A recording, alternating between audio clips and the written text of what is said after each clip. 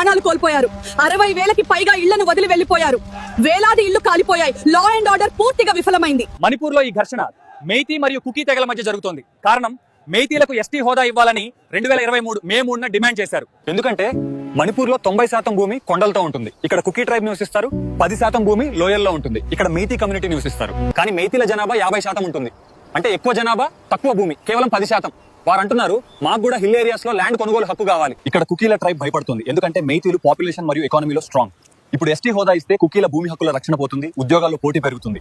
2023లో high court మెయితీలను ఎస్టీగా consider చేయండి అని చెప్పింది. వెంటనే ట్రైబల్ ప్రొటెస్ట్, వైలెన్స్ ప్రారంభమయ్యాయి. ప్రభుత్వం హింస నియంత్రించలేకపోయింది. శాంతి భద్రతలు విఫలమయ్యాయి. మణిపూర్ ముఖ్యమంత్రి రాజీనామా చేశారు. ప్రభుత్వం కూలిపోయింది. ఫిబ్రవరి 2025 ప్రెసిడెంట్స్ రూల్ విధించబడింది.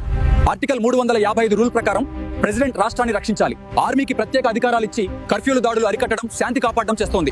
ఇది రిజర్వేషన్ గొడవ కాదు. ఇది భూమి హక్కుల ఆధిపత్యం కోసం పోరాటం. మణిపూర్ లో శాంతి రావాలంటే కేంద్ర ప్రభుత్వం న్యాయం అండ్ సరైన నిర్ణయం తీసుకోవడం అవసరం.